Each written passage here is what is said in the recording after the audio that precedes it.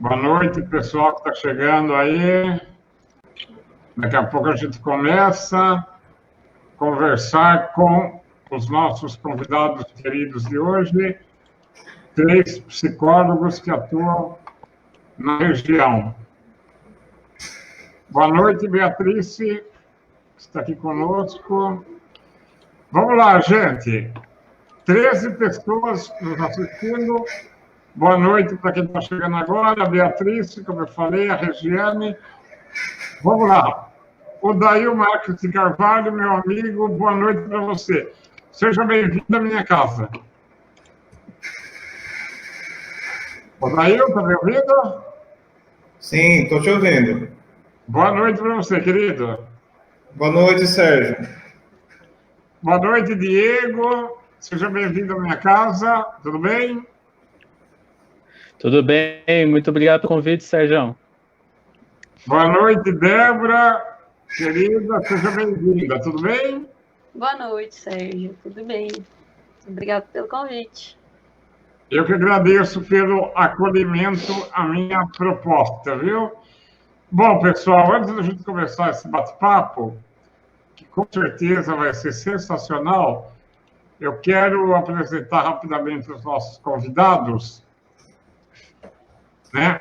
O Odail Marques de Carvalho, ele é psicólogo clínico e tem como principal área de atuação a dependência química, atuando como terapeuta há vários anos em diversas instituições de tratamento e reabilitação aqui da região. Daqui a pouco ele vai falar para nós um pouco do seu trabalho. O Diego Segala é também psicólogo, né? Cofundador dos projetos Gente Urgente e Somamos. E também é idealizador do podcast Psicoloversando. É disponível no canal dele no YouTube. Olha, quase que eu babo aqui. Também foi voluntário do Centro de Valorização da Vida, né? Aquela instituição muito conceituada, conhecida pela sigla CVV. E a Débora Lacerda, também psicóloga clínica de adultos e adolescentes, tem consultório em Jaguariúna, atua como terapeuta de crianças autistas em Campinas e região, e também faz atendimento online. Tá certo, pessoal? É isso aí. Acho que eu fiz um resumo bem objetivo de cada um de vocês, né? Ok. Vamos começar pelo Dail, então? Vamos lá. Eu quero fazer, daí, uma pergunta para você,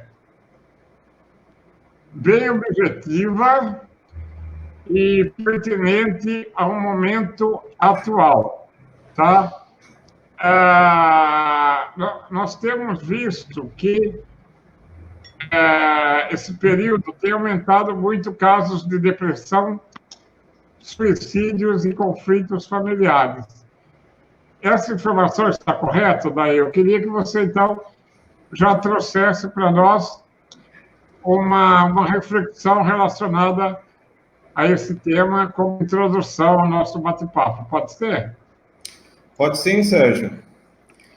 Gente, boa noite, então. Boa noite a todos que estão nos acompanhando aí pela internet. Agradecer o Sérgio aí pelo convite e a Débora e o Diego por aceitarem, né? São pessoas muito queridas na minha vida. O Dail está travando um pouco. Vamos aguardar. Vamos ver, se caso ele tiver algum probleminha técnico, eu transfiro a pergunta para a Débora ou para o Diego e a gente aguarda o retorno do Dail. E aí? Voltei? Oi.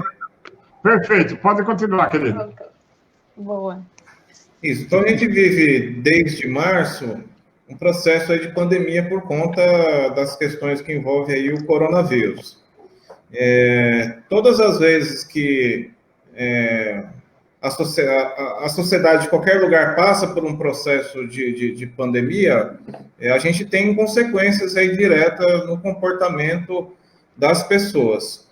Então, a psicologia tem uma área que cuida, né, que trata, que estuda essas questões, né, a psicologia de catástrofe e desastres, né? Então, de experiências passadas, né, já tem se estudado efeitos que acaba gerando aí no comportamento das pessoas. Então, é comum que a gente tenha, por conta aí do isolamento social, da necessidade das pessoas estarem se omitindo aí, né, ficando em casa, sem se comunicar, sem poder praticar um lazer, alguma coisa, essas pessoas acabam tendo aí vários sintomas psicológicos, né, que interferem no seu comportamento. Então, pelo fato das pessoas estarem mais dentro de casa e convivendo mais entre si, é comum que acabe acontecendo a questão aí dos conflitos, da violência, do excesso do consumo aí de bebidas alcoólicas, de drogas, de medicação. Então, são todos fatores que vão acabar interferindo e aumentando, sim, a carga de sofrimento emocional das pessoas, o medo, o receio, a insegurança com relação ao futuro. Então, a gente tem uma sociedade... O Brasil é um país grande, né? São mais de 210 milhões de pessoas e muita gente confinada.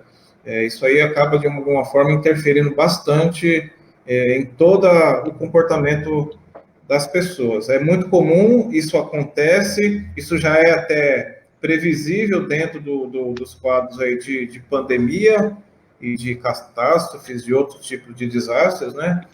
E isso foi acompanhado aí em outros momentos aí da sociedade. Então, é fato, é verdade, sim, né? Existe um aumento, sim, dos casos de violência e até mesmo das questões que envolvem aí o suicídio na nossa sociedade.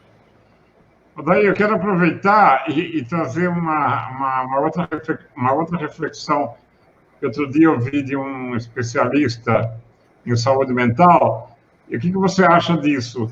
Ele falou que um dos fatores que está provocando o aumento, inclusive, de ansiedade, né, com esse distanciamento social que é necessário, que logo vai passar, assim, as pessoas elas sentem mais falta, segundo essa análise dele, tá? Sentem mais falta de consumir, por exemplo, um shopping, do que do abraço propriamente dito.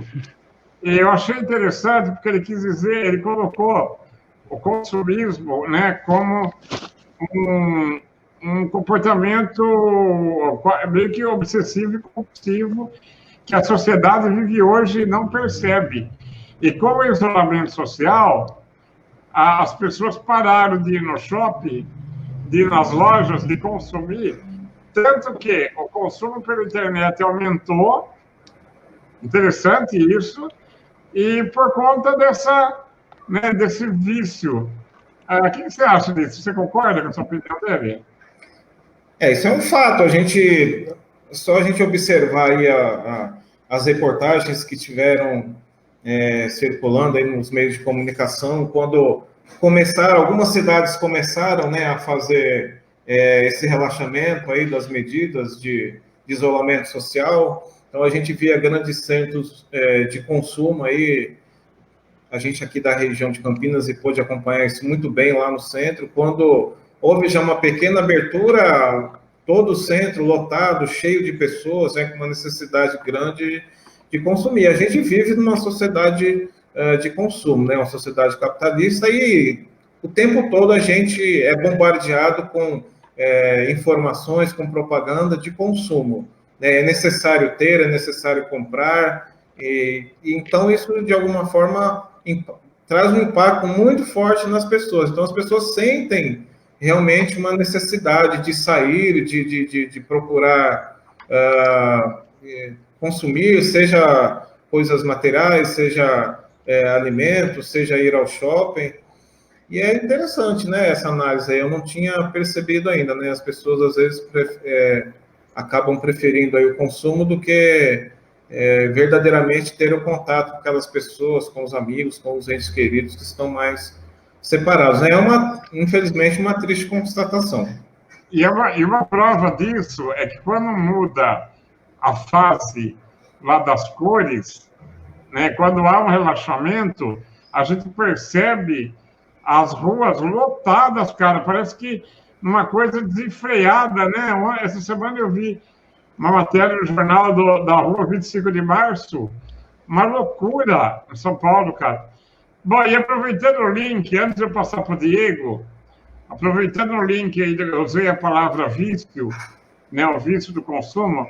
Vamos falar um pouquinho sobre o vício, né, de drogas lícitas e ilícitas, aproveitando, então, a sua experiência em instituições.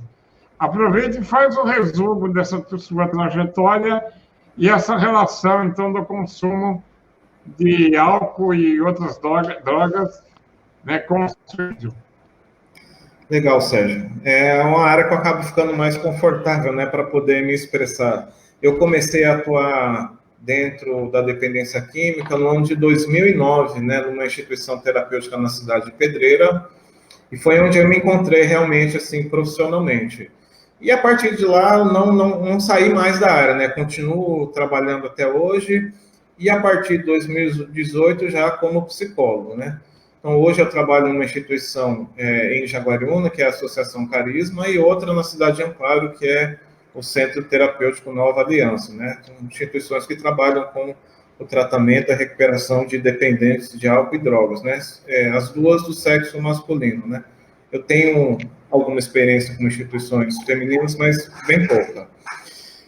Bom, isso é extremamente relevante porque pessoas dependentes, né, a partir do uso abusivo e dependentes de álcool e drogas, são um público potencialmente que tem uma potência muito grande da questão do suicídio. Isso, infelizmente, é muito comum dentro desse público, né? Por quê? Porque o abuso de substâncias, por mais que as pessoas talvez não percebam isso, traz muito sofrimento para o indivíduo que está vivenciando esse momento, né, de dependência. Então, as pessoas começam a usar socialmente, passam pelo uso abusivo, né, e podem chegar em um processo de dependência. A partir já do uso abusivo, a pessoa começa a colher muitas experiências e muitas consequências negativas para a sua vida. Então, essas questões envolvem relacionamentos, envolvem a vida social, envolve o trabalho, envolve os estudos que a pessoa não consegue levar adiante, concluir. E isso acaba trazendo uma carga de sofrimento muito grande para o indivíduo, né, para as pessoas que sofrem com esse problema. E muitas pessoas não são compreendidas dentro desse processo, né, e acabam sofrendo muito com os preconceitos, com o julgamento das pessoas, né? Então, o dependente químico, por conta dele sofrer muito, por se aborrecer com voltar ao uso, conseguir passar um tempo e logo em seguida acabar voltando ao uso, tendo recaídas, né? As brigas constantes, a dificuldade de manter o trabalho, a profissão. Então, isso traz muito sofrimento para essas pessoas. E quanto mais sofrimento, quanto mais dificuldade emocional, né, mais a pessoa acaba tendo problemas aí, por exemplo, com a depressão, com a baixa autoestima. E aí, pensar em suicídio em momentos de crise acaba sendo até uma coisa constante, né, algo que acontece muito, né? A gente vive um momento de pandemia e com essa questão do isolamento social e das pessoas terem que ficar mais em casa, a gente também teve um aumento no consumo nacional de bebidas alcoólicas, por exemplo, né? Então, as pessoas estão mais em casa, se reúnem, ficam, então vão ao supermercado, compram a bebida alcoólica, levam para casa e acabam exagerando aí no consumo, né? E aí também entra a questão das drogas ilícitas e também de medicações, né? Isso tudo acaba trazendo consequências nocivas aí para as pessoas que estão exagerando nesse ponto, né? Então, é um público potencialmente aí, que tem uma condição, né, de passar por situações, né, de ideação suicida, de pensar a respeito, de tentativas e até realmente de consumir o ato aí, do suicídio, né? E a gente sabe que se a pessoa, depois que ela tenta a primeira vez, existe um potencial muito grande de isso ocorrer novamente, né? Então, isso, infelizmente, também é um fato e uma constatação para esse público. Eu vou puxar o Diego na conversa, vou pedir para ele falar sobre a ideação. A Débora caiu, o que acha? Vamos aguardar ela retornar. Mas, enquanto isso, Diego, eu vou perguntar para você sobre a ideação suicida, o que é exatamente, né? Mas, antes, o Daio, me corrija se eu estiver enganado. A droga, ela encoraja o indivíduo, aquela pessoa que está pensando em acabar com a vida e não tem coragem, ela, de repente, ela usa a droga como ferramenta de impulsionamento? Ela pode usar? Pode usar sim, não necessariamente que o efeito da substância, seja do álcool da droga, vai ser aquilo que leva ela a cometer. Mas estando sob efeito de álcool de drogas, a pessoa está num estado alterado de consciência. Então, ela pode realmente, nesse momento, entrar numa crise muito grande, muito profunda, né?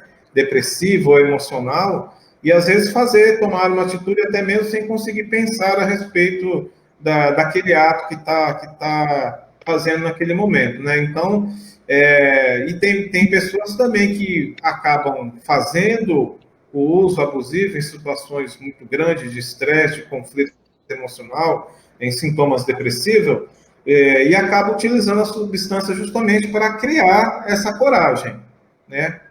Para acabar cometendo aí o ato, sim. Então, ela pode ser um dos motivadores, né? Uma das coisas que as pessoas utilizam assim, para criar coragem para fazer. Mas nem sempre isso acontece, até porque uma pessoa que já é dependente, ela já tem uma carga de sofrimento muito profundo, e ela muitas vezes quer acabar com esse sofrimento, né? E aí começa a pensar nessas questões que envolvem aí o suicídio.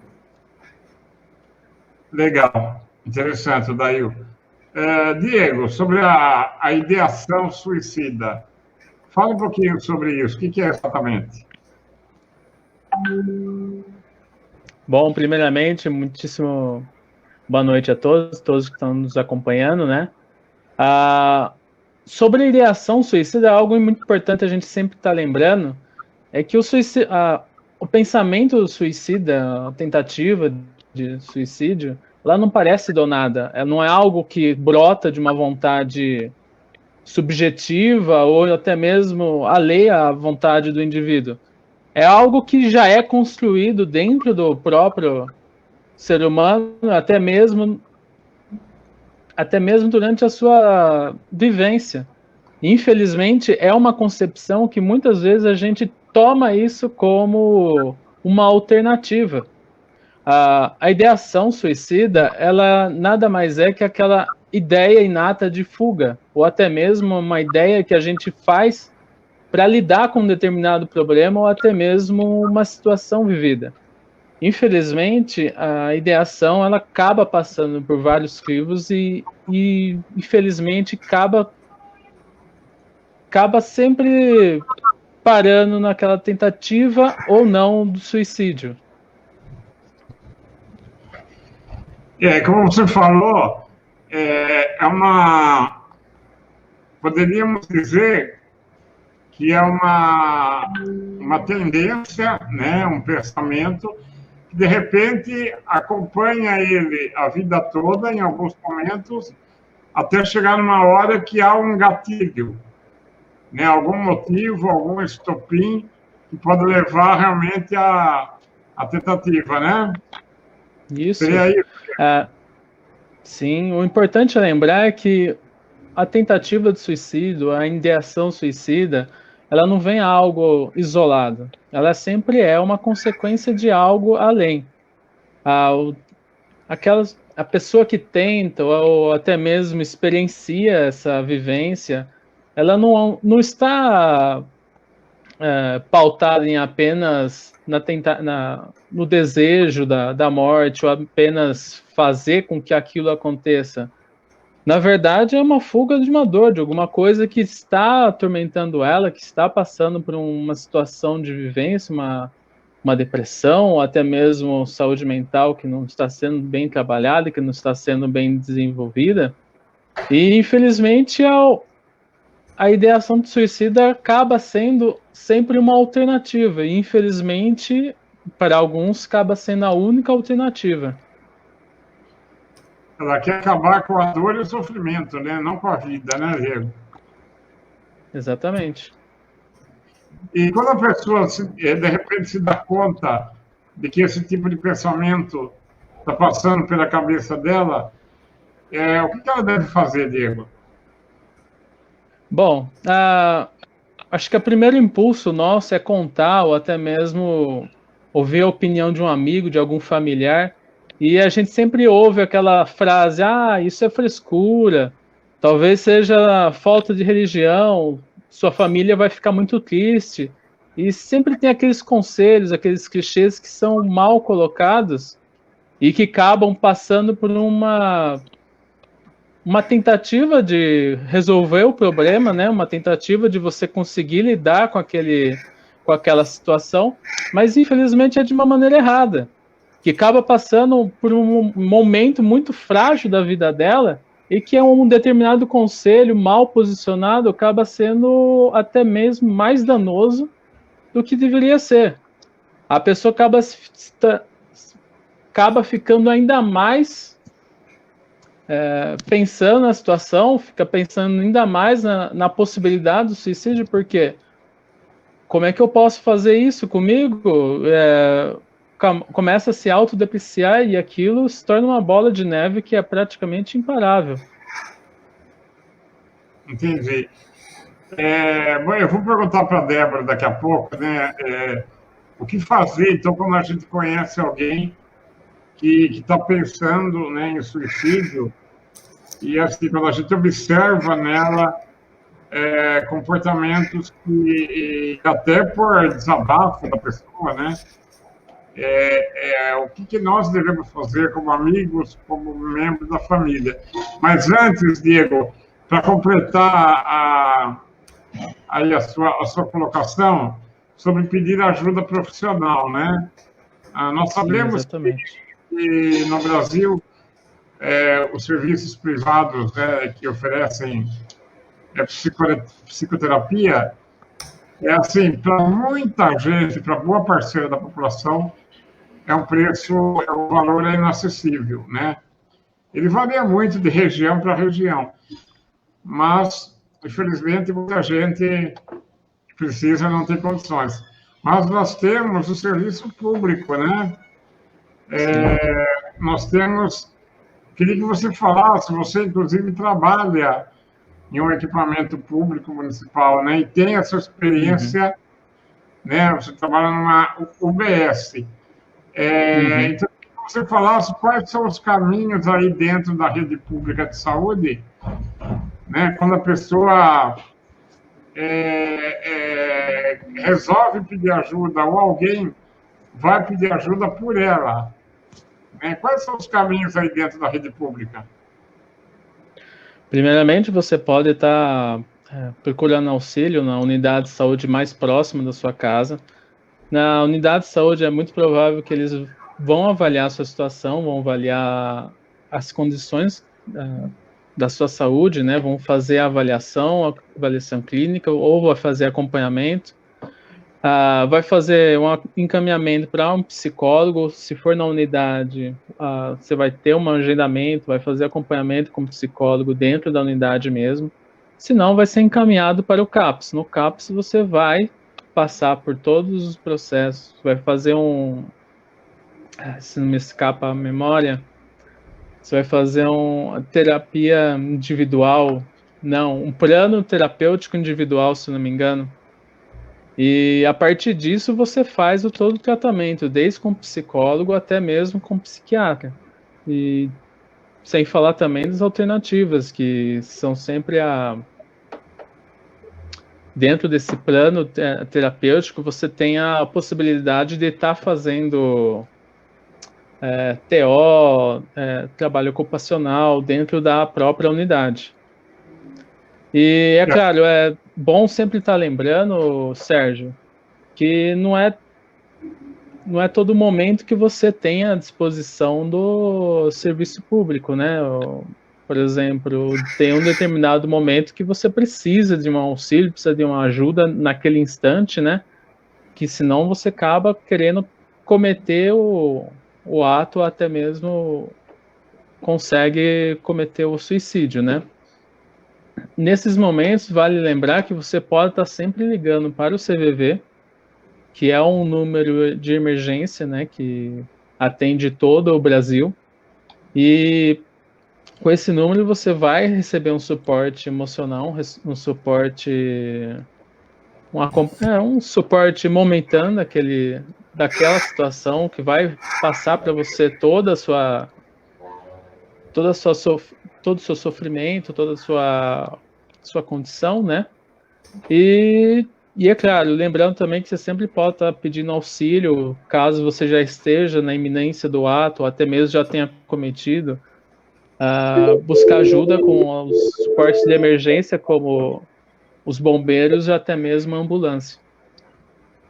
Eu quero que você fale um pouco mais sobre o CVV, daqui a pouco, mas antes, então, agora eu vou colocar na roda de conversa a Débora, tá?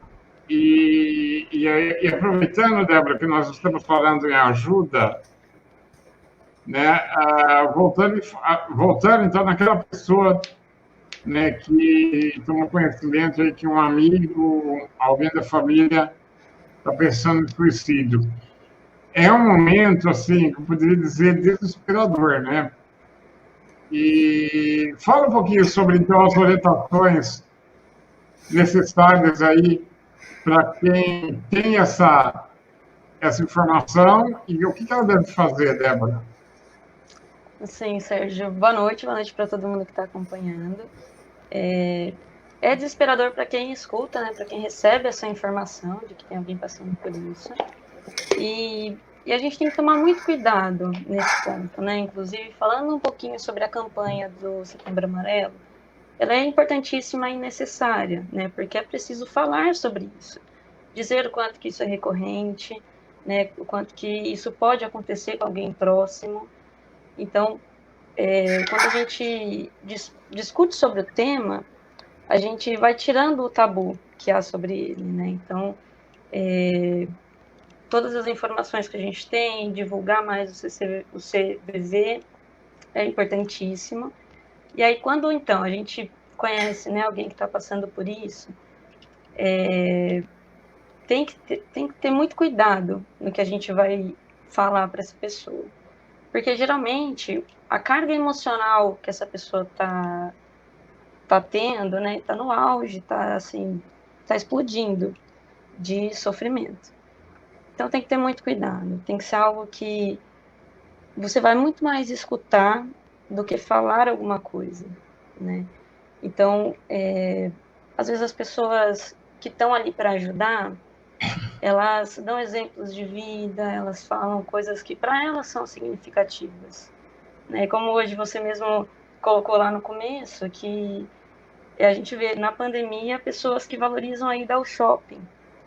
Um exemplo como esse, que é banal e que é super recorrente, a gente percebe o quanto as pessoas são diferentes, né? O quanto que as importâncias são diferenciadas e únicas para cada pessoa, né? Há essa individualidade e coisas que as pessoas valorizam, coisas que são significativas. E a gente não sabe qual é o ponto, né? Quando a pessoa está nesse sofrimento, ela vai desabafar, te chama para, né, para você escutar um pouco. Às vezes ela fala só a pontinha ali do iceberg, mas a carga emocional que tem ali embaixo é muito maior. E a gente não sabe, não tem acesso à pessoa que é uma amiga, que não tem esse preparo para lidar com a situação, ela não sabe qual é a raiz desse sofrimento. Geralmente são várias coisas, mas tem um gatilho, né? Tem algo que pesa, que é mais forte do que tudo para aquela pessoa, que está fazendo com que ela vá se dissolvendo, né? A ponto de desejar ou o fim dessa dor, enfim, ou não ter mais o desejo de viver.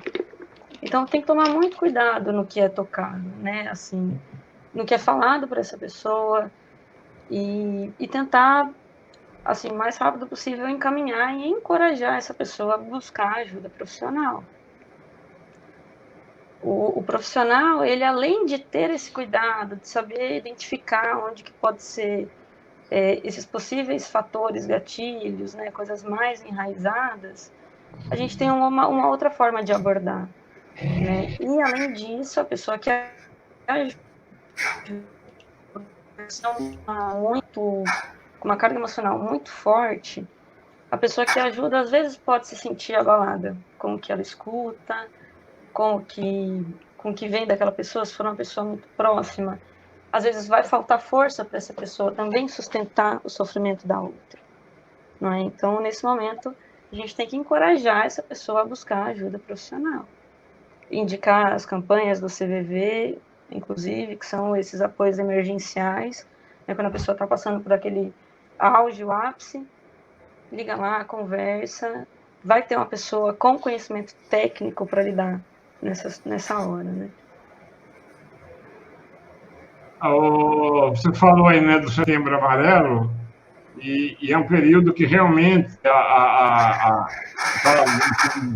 todo o lado positivo das campanhas, evidentemente, mas nas redes sociais a gente vê muitas postagens e algumas sem o devido cuidado, né, Débora? Até a gente estava conversando outro dia sobre isso, né?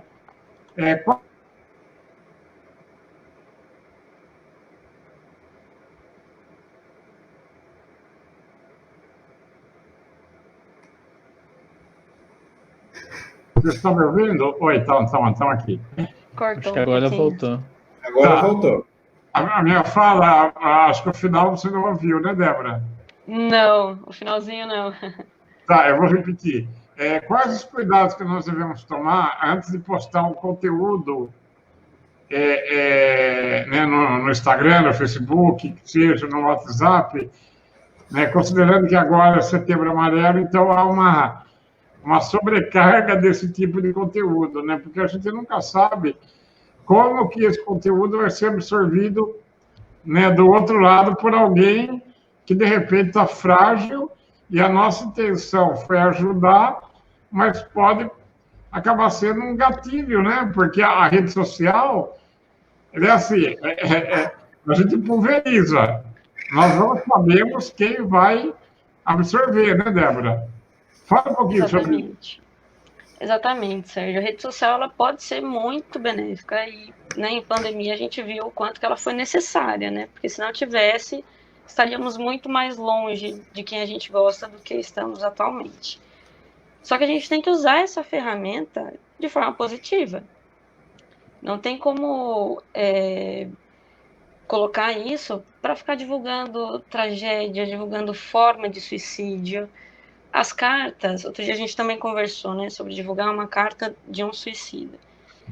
Isso também é muito questionável, porque depende do conteúdo da carta, claro, e a gente tem que tomar muito cuidado com o que pode ser gatilho para outra pessoa, né? Então a pessoa está em sofrimento, ela vê formas de suicídio, ela vê o que a pessoa disse, e a partir do que a pessoa disse, a pessoa que está no sofrimento, ela pode querer dizer algo parecido, tendo o mesmo impacto, né? Então, são essas coisas que a gente tem que tomar muito, muito, muito, muito cuidado. E aí, então, o que postar, né? Se isso é o lado negativo, a gente tem que falar de acolhimento, a gente tem que falar das ferramentas que a gente tem para lidar nessa situação. A gente tem, sim, que dizer que esse sofrimento, ele é comum, né? Ele está aí muito mais do que muitas pessoas pensam, né? Então, a pessoa que está em sofrimento, ela não está sozinha. Tem muitas outras pessoas passando por isso, existem grupos de apoio ao suicida, né, em que a pessoa pode se sentir acolhida, ter ali pessoas que ela vai discutir dentro de outras pessoas que estão passando pela mesma coisa, né? Então, é divulgar esse tipo de coisa, divulgar, sim, que a gente consegue escutar, a gente consegue oferecer apoio, né? Mas sempre depois direcionando para a equipe profissional. Bom, um dos objetivos desse nosso encontro é focar na prevenção, né?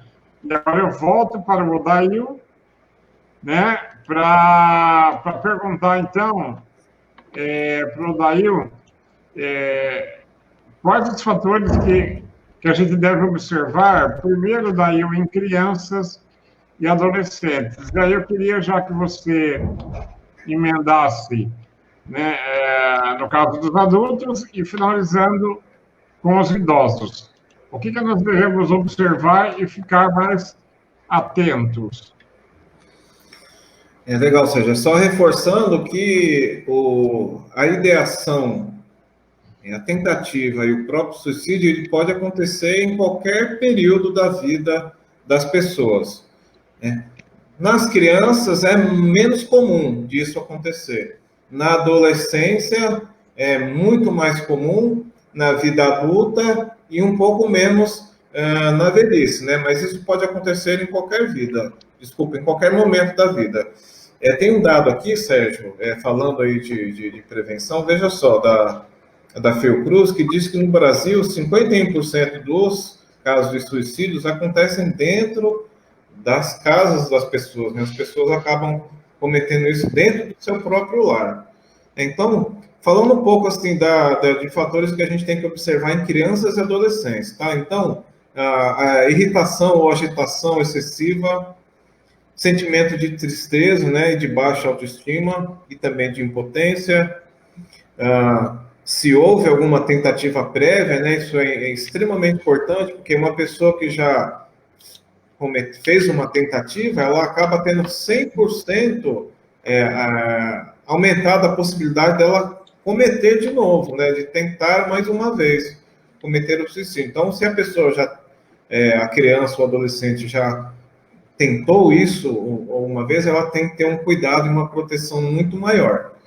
Bom, tem também a questão da violência psicológica, né, humilhações, agressões verbais, físicas, sexual ou negligência que as crianças e adolescentes possam estar passando, problemas de saúde mental, né, alguns transtornos mentais acabam se manifestando durante esse período, então é importante, né, ter atenção para o desenvolvimento cognitivo da criança, para o desenvolvimento social.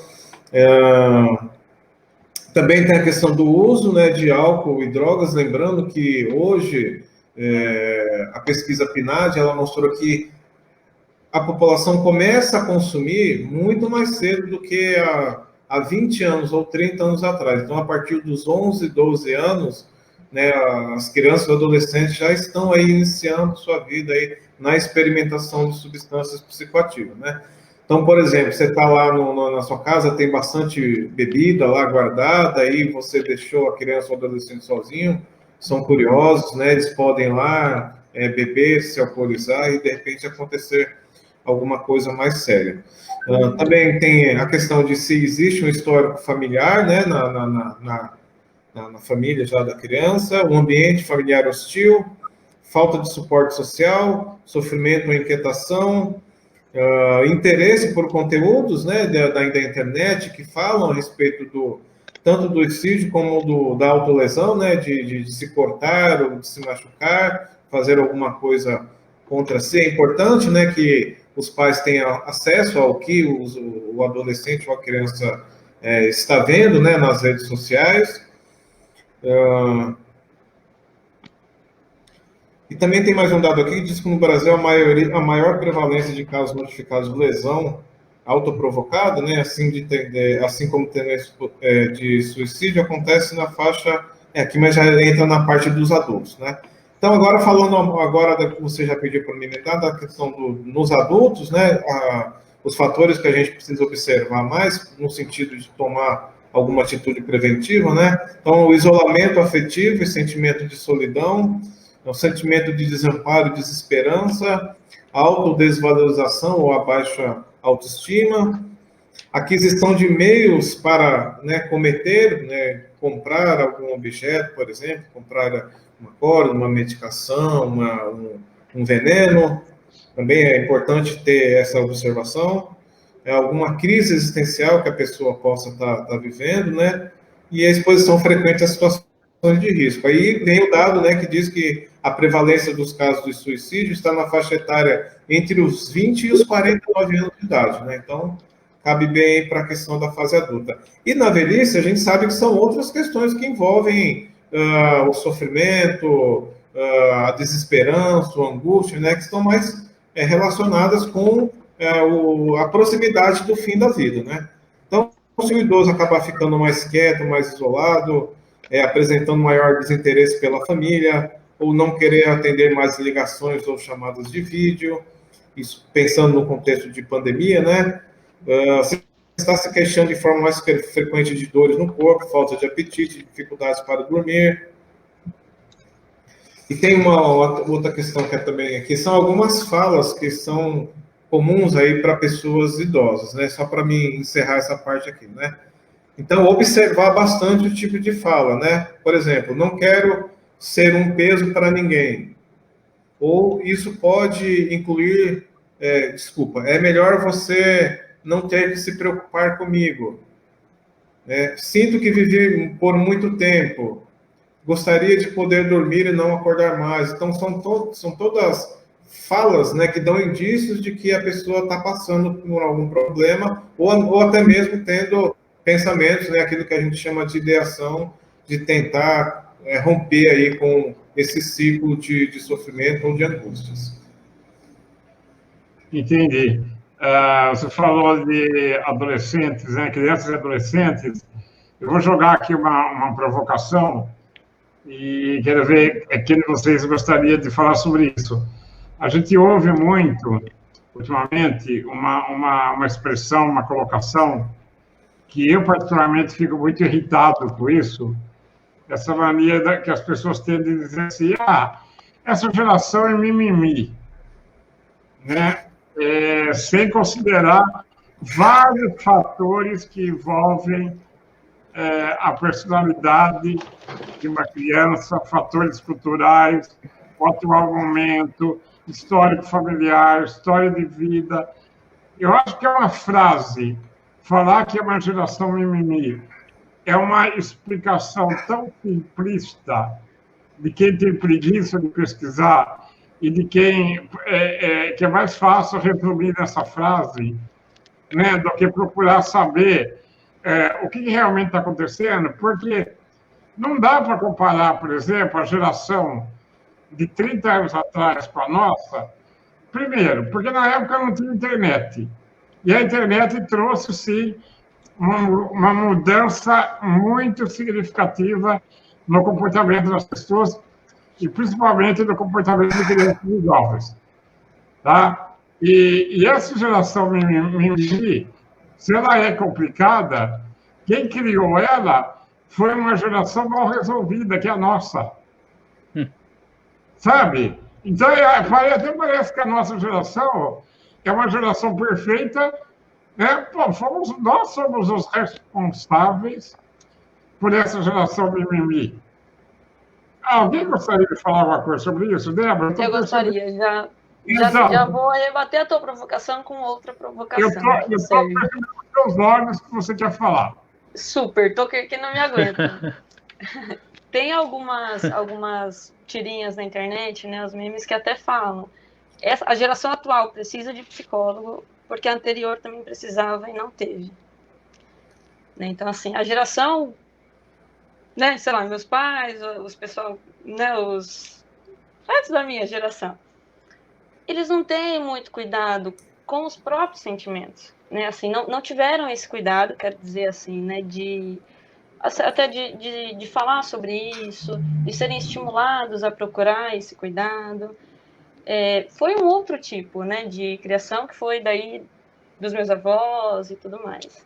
Então, essa geração veio com esse embotamento quando se trata dos sentimentos, né? As formas de lidar com os sentimentos da geração anterior é diferente da nossa. E aí o que acontece? Pais que trabalham muito, pais que não conseguem estar ali no dia a dia, que não conseguem ver quando o filho chega um pouco mais tristinho da escola, que não conseguem dar valor, que não, na verdade eles não conseguem reconhecer o valor que o filho dá para momentinhos pequenos, para sentar na sala, brincar de alguma coisinha, ou jogar um futebol junto, ou comprar qualquer coisinha juntos, mas não pelo comprar, mas sim pela companhia, por esse estar presente, né?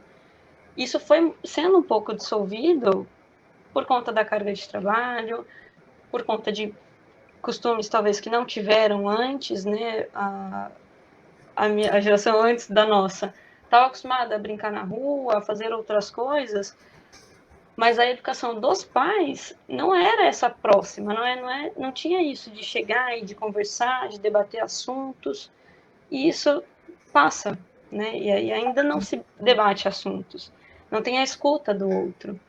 E a gente sabe que para lidar com sentimentos você precisa falar sobre eles. Não tem outra forma de lidar com sentimentos. Você não entende uma raiva quando você não sabe o que ela é, o que ela causa em você e o que ela causa em outra pessoa. Então aí a criança é taxada como birrenta, a criança que briga, que bate, nananã, mas ela não tem alguém que compreenda os sentimentos dela. Obviamente ela não vai se compreender também. Então, essa geração, a nossa, ela acaba sendo o sintoma, né, do que já veio, a manifestação desse sintoma que já veio de antes. A gente precisa, sim, falar sobre sentimentos, e agora isso está explodindo, né, assim, quando a pessoa chega no sofrimento extremo, é porque ela embotou tudo isso, ela não tem com quem falar, ela se sente sozinha, não compreendida, ela vai cada vez mais se isolando, e aí, né, N coisas podem acontecer, a ideação suicida pode vir, pode ir para uso de drogas, né, uso e abuso de drogas, enfim, aí as consequências a gente vai percebendo, mas a causa está sempre nesse cuidado que a gente tem ou acaba deixando de ter. Daí o Diego gostaria de complementar, e daqui a pouco eu vou passar uma pergunta aqui da Marisa Gonçalves para o Odail. Mas alguém, Odail ou Diego, gostaria de complementar a fala da Débora?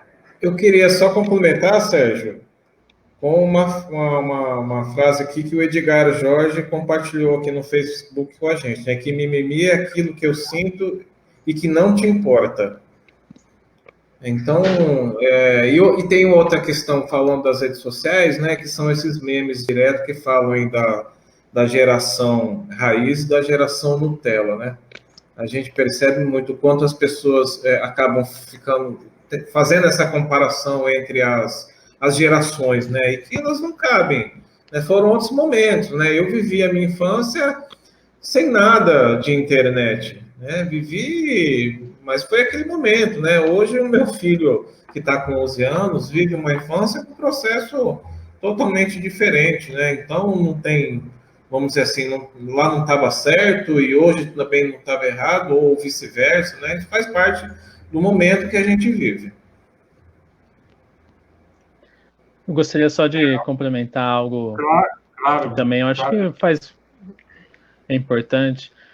Nessa geração que a gente encontra, os jovens, os adolescentes, ela tem uma carga de tecnologia, uma carga de informação muito maior do que a gente tinha há 10, 20 anos atrás.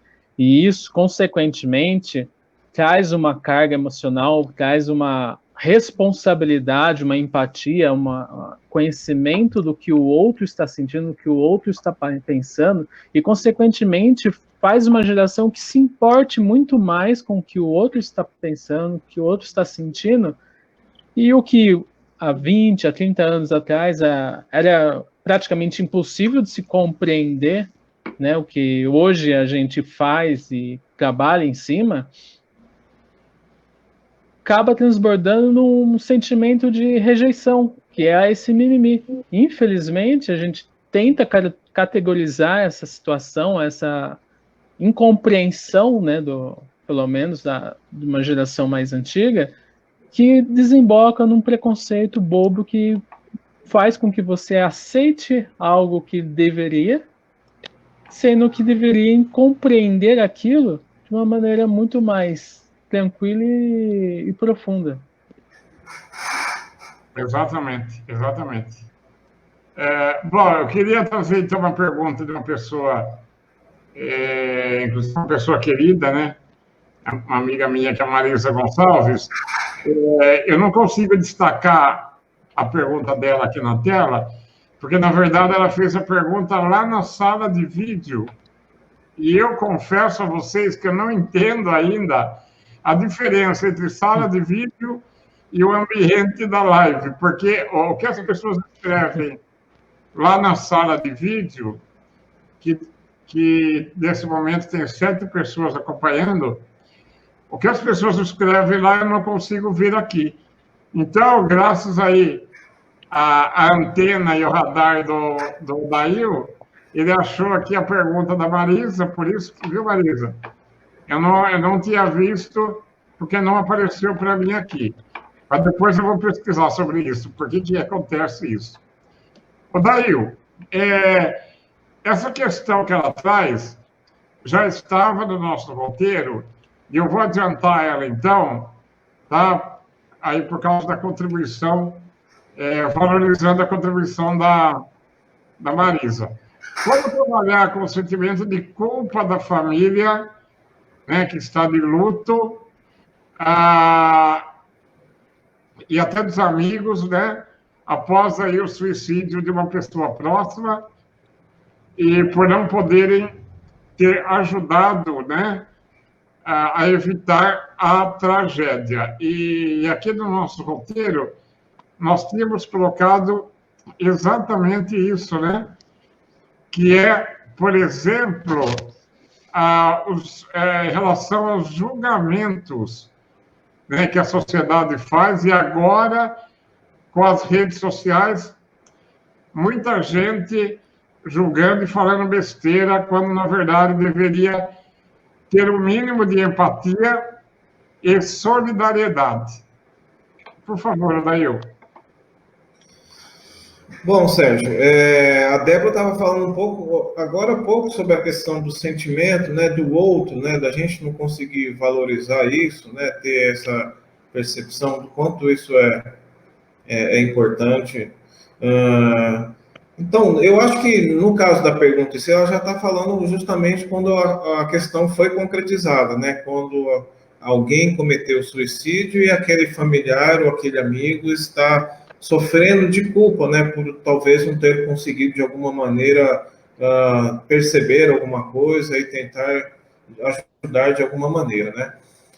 Bom, a gente não pode esquecer que essa pessoa está vivendo um momento de luto, né, que tem que ser respeitado, né, tem que ser respeitado o momento dela. E falando em luto, tem uma outra amiga nossa, a Sônia Maião, que é uma psicóloga querida também, que é especialista em luto, que está acompanhando a gente aqui pelo Facebook, né? Então, eu acho que se essa pessoa realmente não conseguir lidar de uma forma adequada com esse sentimento, eu acho que ela tem que procurar uma ajuda profissional, né? Aí eu vou puxar um pouco de sardinha para o nosso lado, né? Para a psicologia, afinal a gente estuda, né? E tem pessoas que se especializam nessas questões que envolvem luto, né? Justamente para poder auxiliar a pessoa a lidar com essa carga emocional, né? Então, o sentimento de culpa é algo que machuca bastante, é algo que traz muita dor, muito sofrimento, né? E pode levar a pessoa, num caso muito extremo, até justamente a cair nessa mesma armadilha, às vezes, da questão da ideação, e talvez da tentativa do suicídio. Então, eu acho importante que a pessoa busque uma ajuda profissional, seja através de um psicólogo, seja através de um psiquiatra, de um tratamento medicamentoso, caso exista já alguns sintomas já de depressão neste processo, né? Isso aí o profissional da psiquiatria vai poder avaliar muito bem. Mas eu acho que se realmente a pessoa está vivendo essa carga emocional e não está dando conta, né, de superar ou de passar pelo momento do luto, ela precisa buscar ajuda profissional. Alguém quer complementar, Débora, o Diego, sobre esses julgamentos que muitas vezes a família e os amigos de quem cometeu o suicídio eles sofrem, aumentando aí a culpa? Fique à vontade, viu? Que daí eu vou passar para o próximo tópico aqui. Posso passar ou vocês querem complementar? Aumentando a culpa, só você... Oi, Diego, vamos... Quer falar, Diego? Débora? Pode falar. Não. Pode ir. Não, primeiro as damas, por favor. Não, eu ia perguntar se você está falando da culpa da pessoa ou do familiar. Eu fiquei confusa. Não, por exemplo, do familiar.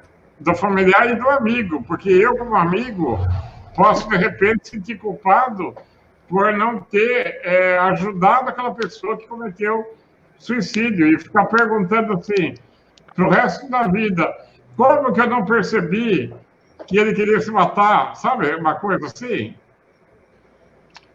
Sim, geralmente a pessoa que se suicida tem de 4 a 7 pessoas que são diretamente afetadas com esse suicídio, né? Que aí envolve o sentimento de culpa, aí ficam os questionamentos, e é bem o que o Adail falou, né? Primeiro, ter cuidado quando você se propõe a ajudar a pessoa que está passando por isso, porque exatamente naquele momento a pessoa está em ebulição do sofrimento, então qualquer coisa que pode ser dita pode ser assim irreversível mesmo, né? Então a gente tem que tomar muito cuidado nesse momento em que se oferece ajuda. Mas claro, o sofrimento é daquela pessoa, a atitude vai ser daquela pessoa, né? Então aí para quem fica realmente trabalhar esse luto e sempre buscar ajuda profissional para isso, porque a pessoa lidar com isso sozinha é muito difícil. Diego?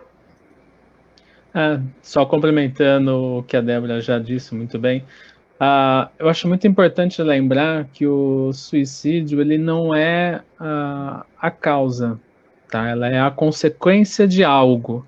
O que seria isso? Existe algo além do suicídio que acaba provocando esse ato, tá? Por exemplo, seja algum transtorno mental, seja alguma condição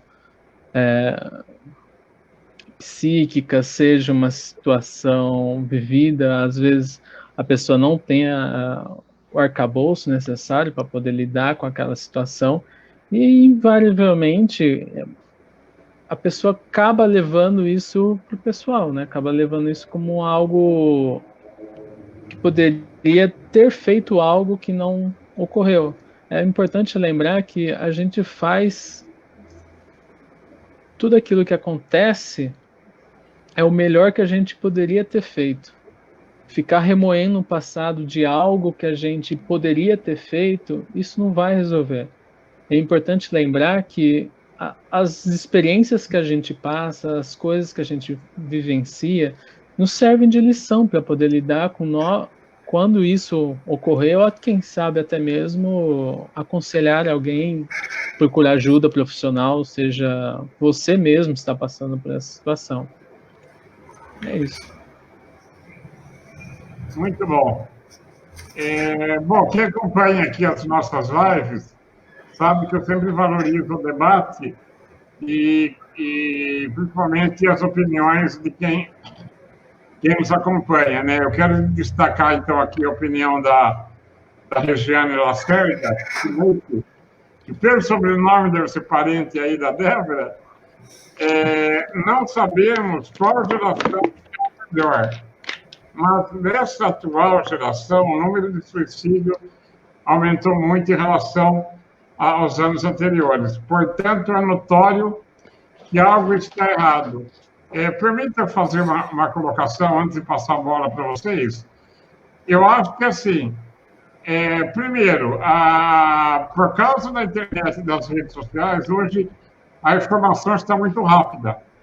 Então, a gente toma conhecimento imediatamente de uma tragédia que aconteceu do outro lado do mundo. Então, fica a pergunta. aumentou o número de suicídio, porque houve mudança comportamental, né, aí no decorrer da história da humanidade, também porque aumentou o número da população mundial, então, consequentemente, proporcionalmente, aumenta o número de tragédia, e dentro dessa mudança comportamental, também está havendo uma inversão de valores por causa de, inclusive nós tivemos no começo, né, Dail, o consumismo. Exatamente. O consumismo e a vida online, ela deixa o ser humano, quando é feito em excesso, ela deixa o ser humano alienado, né? E aí ele acaba se afastando de valores e da própria essência humana. Então, evidentemente, que não é uma questão de qual geração é melhor. Eu acho que gerações diferentes, com características e comportamentos diferentes, né? Então, assim, opa, algo está errado, né? Mas sempre teve errado, gente. Sempre teve, né? Depois eu quero que vocês complementem. E a Beatriz traz aqui, acho que essa geração não tem vergonha de mostrar fraqueza. E por quê? Talvez também por causa da rede social. Hoje a pessoa vai lá e faz um desabafo íntimo.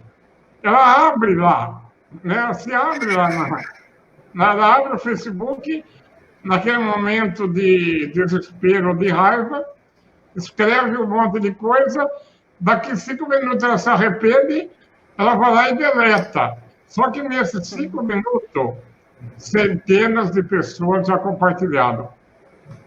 Vocês concordam comigo, gente? Podem discordar, pelo amor de Deus. Eu concordo. Deixa eu começar. Eu concordo bastante, né? Numa geração, numa sociedade de consumo, o ter é muito mais importante do que o ser, né? Então, essas questões que você falou aí, Sérgio, e às vezes as questões também espirituais, né, acabam ficando de lado, né? Acabam sendo pouco valorizadas. E eu acho que faz sentido o que a colega da internet partilhou aí com a gente, né? Eu também eu concordo com o que você falou. Hoje a gente tem uma exposição maior, né, da questão, por exemplo, dos preconceitos, das violências, que as pessoas estão o tempo todo com o celular na mão, filmando uma situação, postando, a notícia vai muito mais rápido, né? Então, às vezes, a gente fica com a impressão e parece que realmente a gente está vivendo e vendo mais, isso está acontecendo mais do que antes, né? Mas tem essa questão também da informação está chegando mais rápido, a todo momento, a todo instante, de vários lugares, né? Isso não acontecia antigamente, né? Era muito mais moroso o processo para que a gente pudesse ficar sabendo das coisas, né? E a gente tinha mais tempo até para falar a respeito disso. Hoje isso está muito... isso é muito comum, né? Infelizmente. Débora? Você quer colocar alguma coisa, querida, ou não? Eu acho que não tem o certo e o errado, né? Tem a situação... Deixa eu ver o que está escrito aqui, gente. O TDAH, ele não faz as coisas ao mesmo tempo. Eu concordo, mas acho que esse postar e excluir é um pedido de socorro calado, né, mudo. Enquanto todo mundo vê, ninguém vai atrás. Ele pode ter os dois lados, né? A pessoa manifestou o sofrimento ele existe. Né? Mesmo que haja o arrependimento da postagem, o sofrimento está ali. Então, é bem verdade o que a Bia disse. Agora, sobre as gerações, né? Então, algo está errado porque o número aumentou. Foi o que você falou, há mais informação, então a gente sabe mais dos dados, né? Por exemplo, antigamente a gente não tinha os dados que a gente tem hoje sobre violência doméstica, né? Sobre a violência contra a mulher. Isso quer dizer que antigamente não existia? Né? Ou abuso sexual, casos de pedofilia. Hoje, será que está mais do que antes? Naquela época em que O homem tinha uma autoridade maior ainda, né? Hoje a gente tem mais informação. Passa por esse ponto primeiro. E toda a carga emocional, a gente vai colocando num potinho, né? Então, vamos lá. Aí vai enchendo o potinho, uma hora isso explode. Né? O adulto que cria a criança, ele tem a carga emocional dele e, inevitavelmente, ele vai depositar alguma coisa na criança. Ele vai criar aquela criança já com aquilo que ele tem, com a bagagem que ele traz. A criança acaba levando como consequência isso. E outro fator também é que a gente vê hoje uma sociedade muito mais sensível. As crianças de hoje, elas são diferenciadas. A gente vê como elas aprendem, a gente vê como elas são empáticas. Elas têm um cuidado que são muito delas e que é diferenciado realmente. Então, elas são mais sensíveis. A sensibilidade está muito aflorada. Consequentemente, a pessoa vai sentir e manifestar esse sofrimento de diferentes maneiras. E aí, né, puxando o que a Bia falou, a gente não tem vergonha de mostrar a fraqueza. E é verdade. A pessoa fala, tô triste, o que você disse me magoou, ou essa situação de bullying, né? O pessoal critica muito, a geração passada critica muito, ou chamar de o que a gente fala sobre bullying, que isso não pode. A geração passada levou consequências disso, né? Inevitavelmente, ninguém sofre esse tipo de brincadeirinha sem nenhuma sequela. Isso causa marcas emocionais na pessoa e ela vai carregando isso ao longo da vida. Isso vai ser manifestado nas relações amorosas, na relação com pessoas próximas, amizades, na criação de vínculos e na abertura de sentimentos. O quanto que essa pessoa fala sobre o que ela está sentindo, o quanto essa pessoa consegue colocar situações que magoam, o quanto ela consegue colocar limites, né, no sentido de, epa, eu aguento até aqui só. Daqui para cá você não chega, daqui para cá é o meu lugar de me cuidar. Tudo isso é interferido, né, e sofre a consequência de embotamentos que tiveram no passado.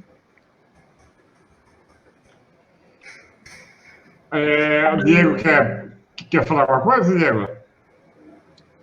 Então, Sérgio, acho que o Dail, a Débora falaram muito bem. Só complementando, talvez fazer uma reflexão, o que seria uma fraqueza, né? Particularmente, eu acho que uma pessoa, quando ela é mais sensível a um determinado tipo de assunto, até mesmo os próprios sentimentos, eu acredito piamente que existe uma coragem muito grande de expor, de falar sobre isso, sobre o que está sentindo, e é bem provável que a gente não teria os mesmos problemas que temos hoje em dia se há muito tempo atrás a gente aprendesse isso, a falar sobre o que a gente está sentindo, a expor as coisas que a gente está tendo que lidar, e é bem provável que se isso fosse mais disseminado, se as pessoas falassem mais sobre os próprios sentimentos, falassem como está se sentindo, casos como uso abusivo de drogas seria muito mais reduzido, as tentativas de suicídio seriam muito mais facilmente evitadas, e entre tantas outras coisas. Então, acho que é importante lembrar, ou até mesmo fazer uma reflexão rápida, será que é fraqueza isso mesmo? Eu acho que é fraqueza no sentido de fragilidades, né? Algumas pessoas não gostam de mostrar suas fragilidades.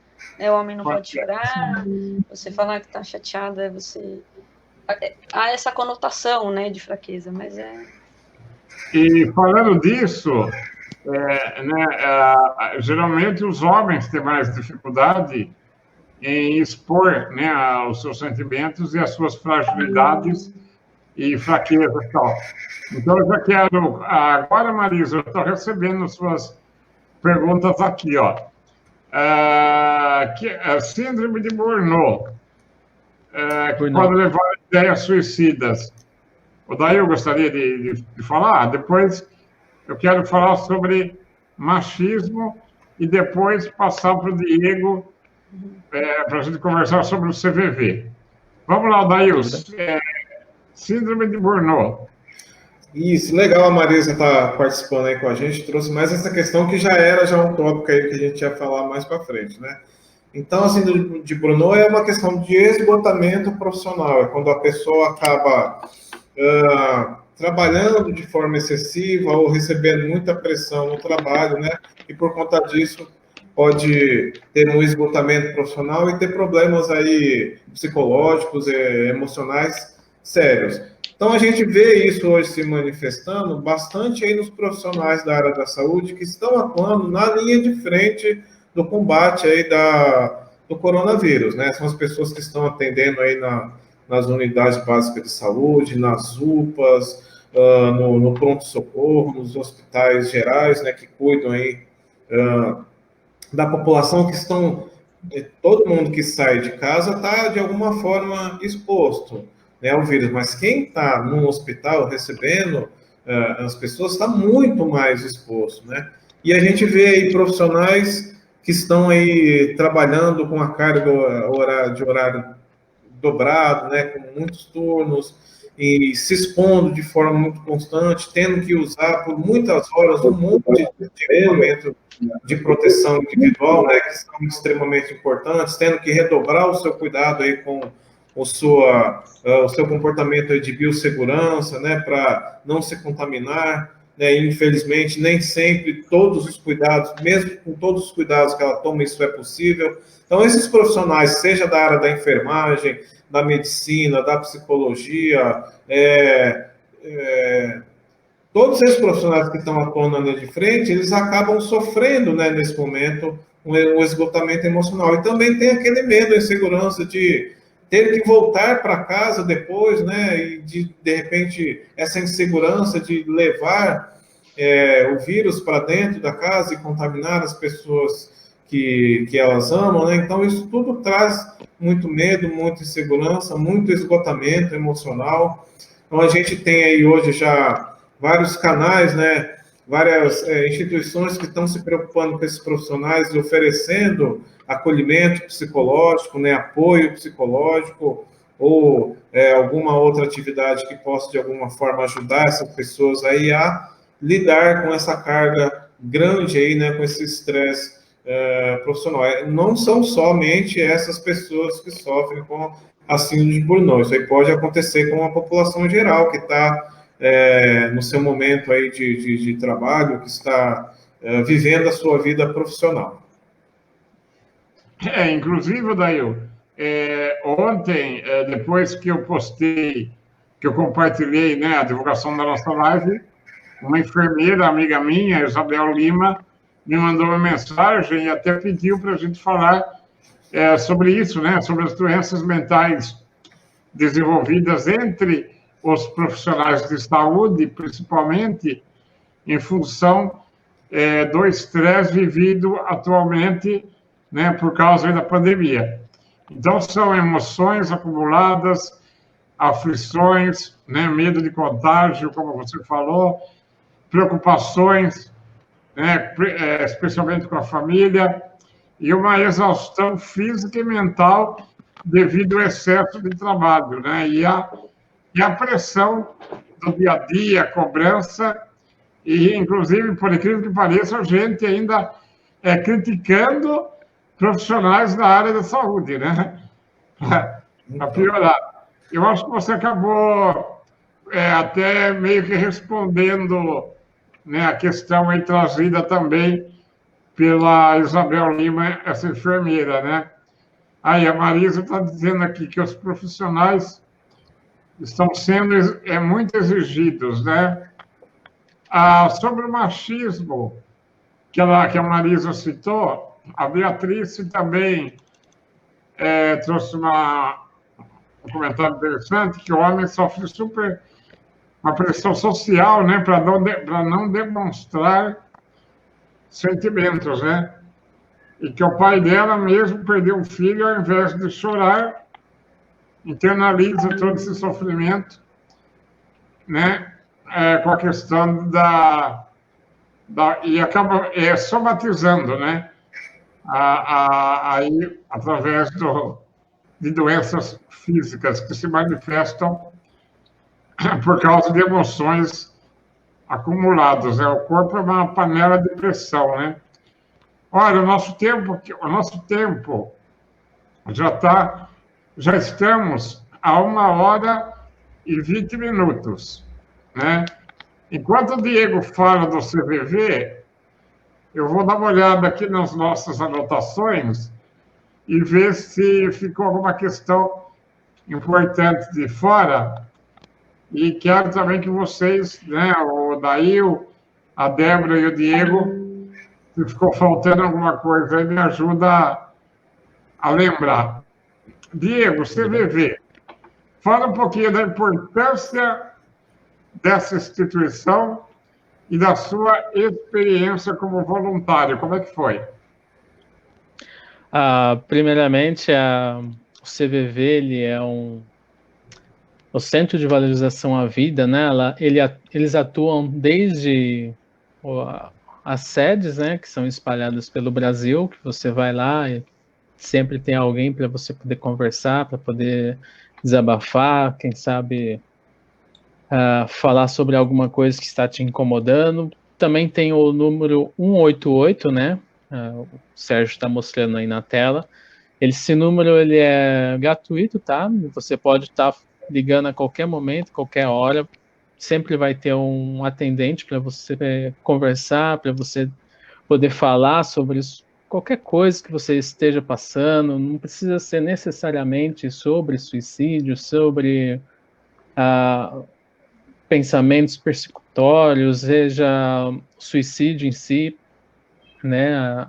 Você pode estar ligando para falar sobre como você está se sentindo, né? Como você está passando, você está precisando conversar com alguém, às vezes num momento de solidão, precisa de um ombro amigo para poder estar desabafando uma situação que você esteja vivenciando.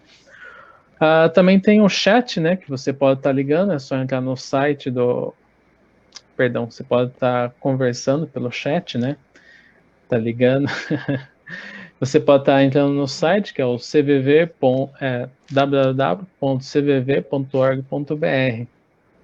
E a minha experiência, Sérgio, foi extremamente enriquecedora, né? A gente passa por um processo, né? Um processo de treinamento que dura, não tenho certeza, mas na minha época foram 6 meses de treinamento. Você faz o acompanhamento desde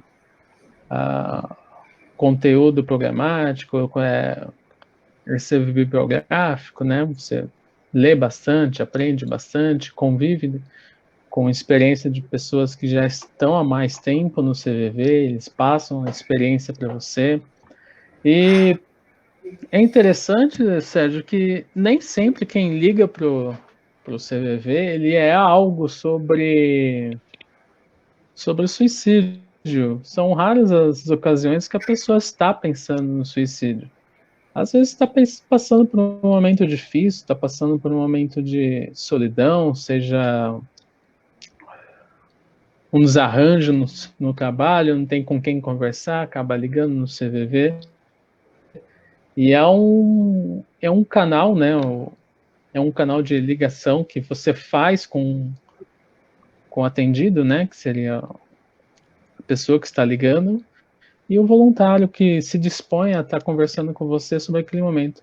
É importante lembrar que quem liga tem total sigilo, não é nenhum tipo, você não tem nenhum tipo de informação divulgada, você não passa você não precisa se identificar, o voluntário não necessariamente vai perguntar seu nome, de onde você é, ele está lá para te ouvir.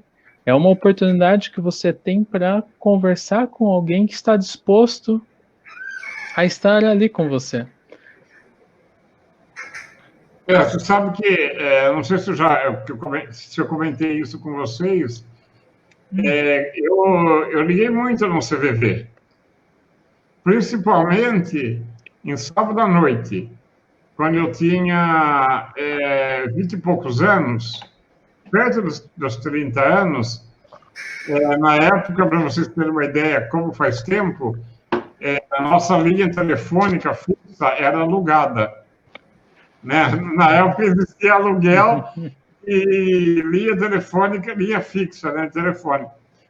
E sábado à noite, para as pessoas com deficiência, que não, né, no meu caso, na época eu não saía de casa, eu não tinha uma vida social ativa, sábado à noite é o momento mais complicado, né? Porque é o momento que a solidão vem assim de uma forma e eu precisava falar com alguém, né? Eu precisava só de uma companhia. Cara, eu ligava, eu me lembro que eu ligava e a conversa não era triste, porque eu queria transformar aquela conversa num momento de alto astral, porque eu precisava daquilo. E aí a pessoa do outro lado dava risada comigo, parecia conversa de botequim, sabe, de mesa de bar. É bem assim mesmo. Olha É exatamente isso. Porque, de um lado, é a necessidade, né, de alguém, né, no caso eu na época, a minha necessidade de ter uma companhia naquele momento, e do outro lado, alguém que estava disposto a ouvir e a acolher. Né? E você acredita que eu tive uma pergunta que eu fazia sempre. Eu perguntava assim, escuta, sábado à noite, né, puta calor desse, o que você está fazendo aí para ouvir, querendo ouvir problema dos outros? Pergunta de Sérgio mesmo, né? Eu queria entender. Como que a pessoa, em pleno verão, né, que podia estar no bar com os amigos, estava lá disposta a ouvir problema dos outros. Eu tinha essa curiosidade. Interessante, né? Muito interessante. Sabe uma coisa, Sérgio? Você que comentou que você sempre ligava no sábado, curioso é que a demanda de ligações sempre aumenta muito nos finais de semana e nos feriados. Há sempre uma alta das ligações, principalmente em feriados assim como Natal, Ano Novo. Eu acho que pelos mesmos motivos, né, que eu tinha antes, não acha? Exatamente. Interessante, exatamente, né? Muito interessante. Só fazer um gancho, Sérgio, desculpa. Claro. Talvez, como a Débora também comentou, né, sobre a possibilidade de você querer estar ajudando alguém, né, passar por esse momento, né, de repente você conhece alguém que está pensando nisso, né, está pensando no suicídio, e você não sabe o que fazer, não sabe como melhorar, como contribuir para aquela pessoa, além de estar falando para ela poder procurar ajuda profissional.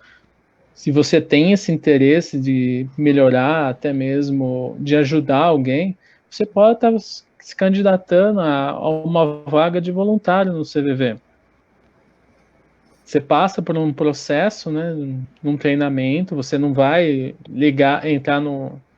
começar a atender assim, do nada, sem saber o que exatamente falar, você passa por um treinamento, eles são bastante criteriosos, eles ajudam bastante a você entender todo esse processo, e você não precisa estar se deslocando até um polo, até uma unidade do CVV, você pode fazer isso de sua casa, no computador, só disponibilizando algumas horas. Eu fiz isso por um bom tempo na minha vida e foi extremamente gratificante. Interessante, viu? Bom, a Marisa que lembrou que o SUS também oferece tratamento psicológico, e a Beatriz trouxe que ela veio de outro país para se tratar aqui, nesses canais incríveis, né? Incluindo o CRAS, né? Que é na área de assistência social, e o próprio CAPS, né? O CAPS, que Amparo nós temos também. E lembrando que o SUS é o maior sistema de saúde do mundo, né? Com todos os seus defeitos, né? E os seus problemas, ainda é o maior sistema de saúde gratuito do mundo. É o único mesmo, né? Não tem outro igual. Sim. Aliás, é o que tem salvado aí essa crise da pandemia, viu, Débora? Os Sim. profissionais do SUS. Compaixão. Aqui, ó. Bom, gente, nós estamos nos aproximando aqui de 1h30. Eu quero deixar para cada um de vocês... o machismo, acho que ficou faltando, não ficou? Nós falamos do machismo, rapidamente, acho, né? Acho que você só falou sobre a questão, mas a gente não chegou a comentar, não. Por favor, Daí, traz então essa reflexão para nós. Por que o homem ainda reluta em expor seus sentimentos?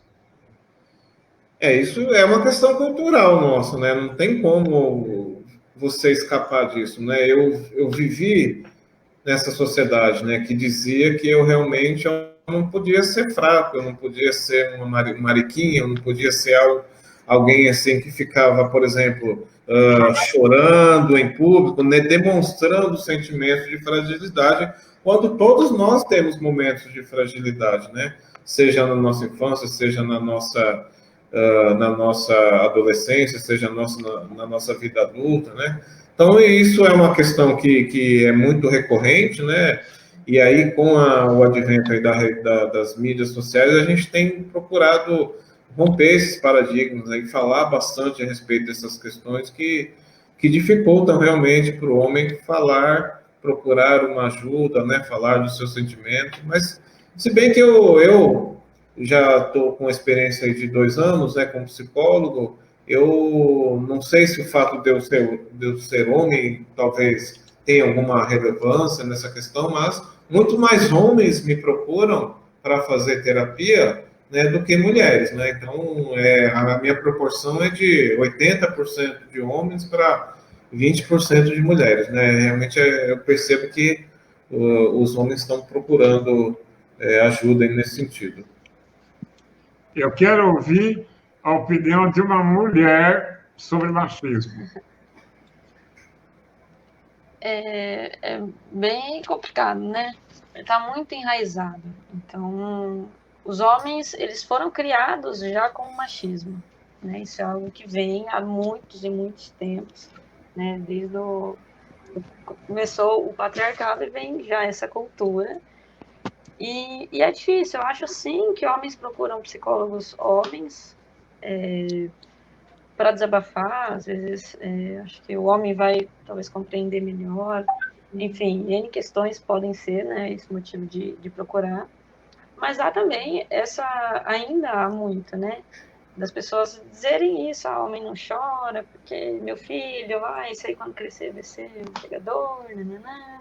Tem esse estímulo que é diferente, né? A criação nossa ainda é muito diferente, embora hoje em dia já esteja melhorando, né? A gente está discutindo mais sobre isso, mas ainda há muito o que melhorar, né? E eu acho que os homens devem se abrir para isso, para essa discussão, né? Perceber quando uma mulher fala, olha, você está sendo machista, olha, isso aqui, nananã. A gente deve abrir um pouquinho a mente para tentar entender o que ele quer dizer, né? O que é que tem de errado, assim, em alguma fala, em algum comportamento, porque a gente está em constante aprendizado, né? Então, o aprendizado, ele nunca vai ter fim e ele nunca vai ser prejudicial. Diego, quer complementar?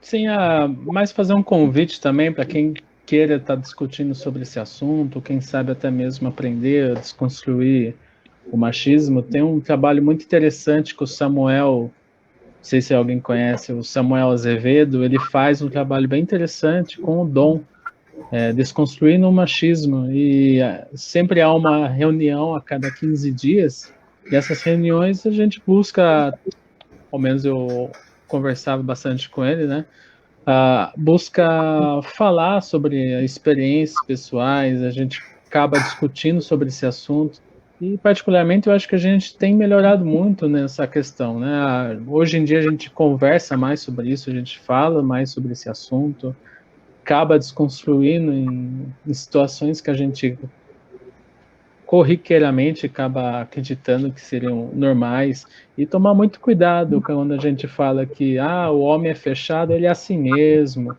é como se isso fosse uma justificativa para que a gente não avançasse nessa questão, né? Sempre tomar muito cuidado com isso. Eu conheço o trabalho do Samuel, inclusive em breve aí nós faremos uma live sobre machismo, viu, Diego? Com ele. Uhum. E o Dom, né, que é a sigla DOM. É Desconstruindo o Machismo. Isso, chama exatamente. Dom. Dom, exatamente. Muito bom. Uma dica da Marisa, documentário O Silêncio dos Homens. Inclusive... Oi. Pode falar, Débora. Não, pode falar do comentário. Não, só a dica. Não, inclusive, só em questão... Pode falar. Em questão aos dados, embora as mulheres tenham mais tentativas de suicídio, os homens são os que se matam mais. Exatamente. Assim, né, que o homem sofre menos. O homem sofre muito e ele fala menos sobre isso. O homem se mata mais e o maior índice de suicídio está entre gays, né, homossexuais, no caso, bissexuais e travestis. O índice de homens é muito maior. Bom, então, estamos caminhando aqui para os nossos momentos finais. Ô, Dail, a hora é agora. Fale agora, o Carlos para sempre. Quer trazer alguma outra questão, querido, que você queira colocar aí para finalizar? Por favor. Quero trazer rapidamente, Sérgio, duas questões para a gente já indo para o final, né? Já estamos avançando aí na noite. É a questão da solidariedade do povo brasileiro, né? Isso está muito visível, apesar das dificuldades que a gente está enfrentando. O número de pessoas que estão dispostas a ajudar de alguma maneira, seja doando materialmente com recurso financeiro, ou doando alimentos, ou doando seu tempo, prestando um serviço voluntário, isso tem ficado muito claro, né, que o povo brasileiro é extremamente solidário, apesar das dificuldades que a gente vem enfrentando. E a outra questão que eu quero falar é o seguinte: eu, o Diego e a Débora somos psicólogos, né, somos profissionais da área da saúde, e isso é um dever ético de nós virmos aqui participar do Setembro Amarelo e falar a respeito dessas questões que envolvem aí o suicídio. Mas a responsabilidade é de todos, né? Então, por exemplo, outro dia, a minha querida professora Luciana postou lá na rede social dela e disse assim, emprego e renda também são recursos de prevenção ao suicídio, com a hashtag Setembro Amarelo, né?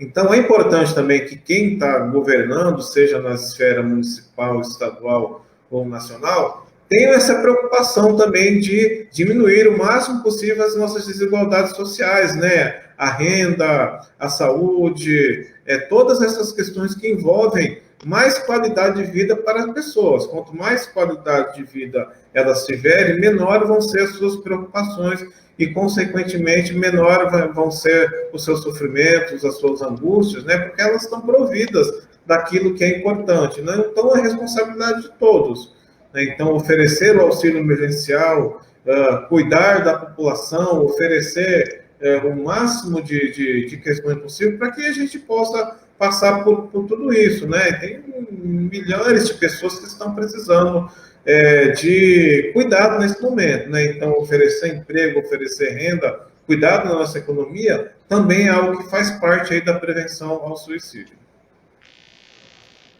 Perfeito, Dail. Quero aproveitar, então, agradecer a sua participação, a sua rica contribuição. Muito obrigado, querido. Estou com saudades aliás, de vocês todos, né? Assim que passar essa experiência surreal, a gente vai ficar aí pelo menos meia hora abraçados, tá? Ô, Sérgio, deixa eu falar uma coisa. Oi. Só agradecer você, né? Dar uma boa noite a todos, que eu não acabei não falando isso. Eu conheci você, Sérgio, se eu não me engano, foi em 2014, por intermédio da nossa colega Vanessa Marcato, né? E ela falou assim para mim: daí você precisa conhecer o Sérgio, ele é uma pessoa incrível. Aí eu descobri que era um cara incrivelmente chato. Mas não deixa de ser incrível, né? De alguma maneira, né, Sérgio? Obrigado, cara. Mas como qualquer ser humano, né, eu tenho qualidades e defeitos. Então, não dá para ser só incrível, né? Tem que ser chato também, né, Adair? Alguma coisa, né? Algum defeito tem que ter. Cara, Mas tem obrigado. uma pessoa que eu tenho uma admiração muito grande por você. A gente brinca, mas a gente sabe, né, já da nossa relação, dos nossos encontros, das nossas conversas, cara, tudo muito bom, né? Muito, muito bom mesmo, muito verdadeiro, né? Você é uma pessoa muito privilegiada por ter a sua amizade. Eu sou privilegiado por ter amigos como vocês. E eu lembro da sua entrevista que você, por 2 vezes, você deu na Rádio Cultura, compartilhando a sua história de vida, né, em relação também ao uso das drogas e tal. E eu estou falando isso porque você conta as suas histórias de palestras, né, no sentido de ajudar as outras pessoas. E quem sabe um dia a gente marca uma live só para você compartilhar aí a sua história de vida, tá? Sim, sim, podemos fazer sim, sem problema. Daí, os seus contatos. Ah, sim, para quem quiser falar, né, a respeito de alguma questão que envolve aí tratamento psicológico ou se tem alguém, né, que tem problemas aí com álcool, drogas, ver que essa pessoa está passando por dificuldade, para falar comigo, pode ligar no meu telefone, é 19 99669 4413. Peraí, fala devagar. 19 99669 4413. 4, Parece que o Sérgio tem o meu contato, né? eu vou colocar na tela aqui. Peraí, 99669 4413. 413, isso. Então, peraí, que eu vou fazer isso em cada um de vocês. Olha, que legal, Sérgio. Vai. Também pode me localizar pelo Facebook, né? O Dail Marques de Carvalho, né? Também estamos aí no Instagram. É isso. Ok, querido. Agora, obrigado, viu? Agora Eu que agradeço. Diego, encerra do jeito que você quiser e passa o contato devagar para dar tempo de eu anotar aqui. Tudo bem. Sérgio, primeiramente, agradecer a todos, né, que essa oportunidade é sempre bom, é sempre enriquecedor estar falando sobre suicídio, sobre, principalmente, não só o suicídio, mas também a saúde mental, né, que eu acho que é o ponto principal dessa questão toda. Eu acho que é importante só ressaltar que o suicídio é uma consequência, tá? E uma consequência de algo que é bem provável que seria evitável. É importante sempre lembrar também que você não precisa sofrer sozinho, você pode buscar ajuda, pode estar buscando ajuda com diversos lugares, como CVV, seja a unidade de saúde básica do seu bairro, seja um profissional de sua confiança. É importante você não deixar isso para lá, tá? Você buscar ajuda, buscar tratamento, porque tem tratamento. Bom, meu contato, meu contato você pode mandar tanto e-mail, diegosegala@gmail, né? Tenho também no Facebook, Diego Segala, tem uma página no Facebook, psicólogo Diego Segala, no Instagram, Diego Segala. E o meu telefone é 19 98156 98 156 8828. Pode mandar mensagem no WhatsApp também. Peraí, 981568828? Isso. Então, peraí, Diego. Tá aqui. Tá certo? Tá certo. Lembrando, obrigado, querido, pela sua rica contribuição, viu? Lembrando, ó, Diego, essa você não sabe. Você não sabe o que eu vou falar agora, tá? E é perigoso, quando vocês não sabem o que eu vou falar, é perigoso. Mas o Diego também tem uma história linda, que deve ser compartilhada, que é sobre adoção. Pois é. qualquer dia eu quero também ter você aqui para você compartilhar. Vai ser um prazer enorme. Qual é o nome do seu filho? O nome do meu filho é Luiz Henrique Segala. Luiz É uma Henrique. criança. E uma um coisa, adolescente. uma coisa que eu quero ressaltar aqui, Diego, e que me chamou até a atenção quando você me contou, quantos anos ele tem? Ele tem 15. Vai fazer 16, dia 9 de dezembro. Ou seja, por que eu estou falando isso? Porque você quebrou um tabu, que você não adotou uma criança pequena, bebê. Então, assim, é muito legal, cara, essa informação, porque você concorda comigo que você e a sua esposa quebraram um tabu, né? Exatamente. Então. Sim, é um tabu a adoção tardia, e não só a adoção tardia, mas também de crianças com necessidades especiais, que no caso é o meu filho. E eu vou falar para você, Sérgio, foi a melhor experiência da minha vida. É algo que mudou completamente a nossa rotina, e eu não mudaria isso de maneira alguma. Até me emociona falar disso, porque é extremamente enriquecedor. A experiência da paternidade é algo fora do comum. Por isso que eu deixei para o final, porque senão você ia chorar aí a live toda. Ia ser difícil dar continuidade. Tô até lacrimejando. Parabéns. Tá? Manda um beijo aí para sua esposa e para o seu filho. Minha esposa está acompanhando.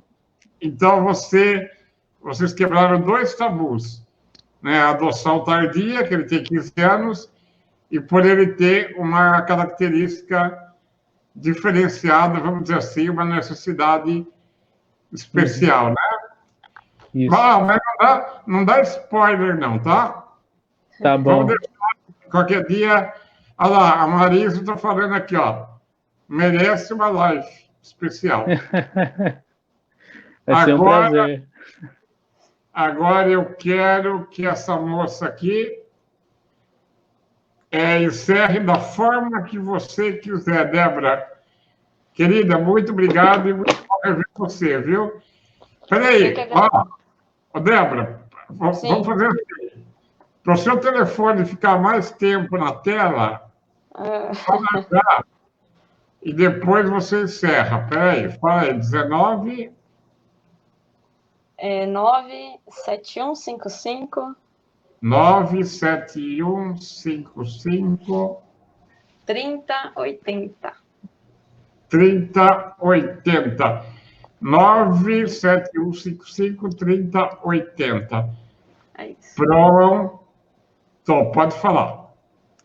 Sérgio, queria agradecer muito a você, a todo mundo que acompanhou. Foi um prazer assim imenso estar com vocês, reencontrar o Diego. Há tanto tempo que eu não falava com o Diego, e é muito lindo ver a emoção dele e saber, né, como é que tá esse momento tão maravilhoso da vida dele. É importantíssimo a gente trazer esse tema, né, falar sobre o Setembro Amarelo, falar sobre os cuidados. Parabenizo a sua abertura, né, que você sempre coloca temas importantes e está sempre às quintas-feiras aqui com a sua live.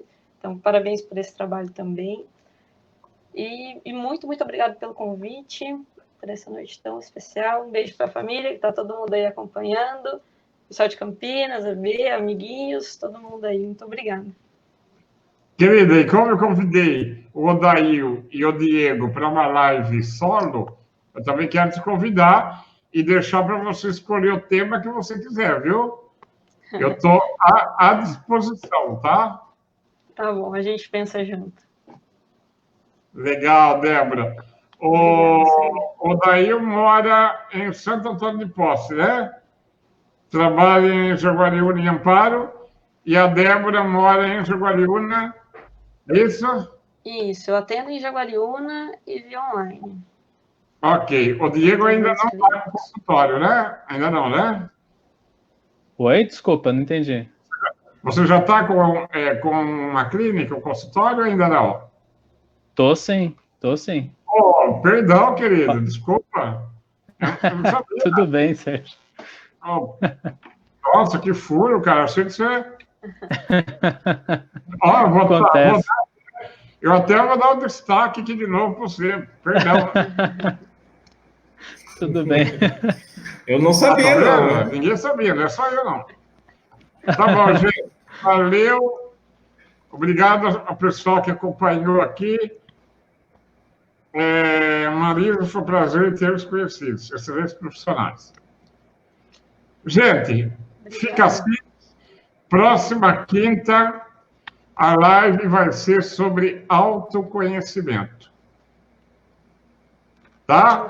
Muito bom, Sérgio. Muito obrigado. Valeu, Débora. Valeu, Diego. Um beijo. Foi um prazer, pessoal. Muito obrigado pela oportunidade. Eu vou encerrar aqui, então, com um beijo para todo mundo.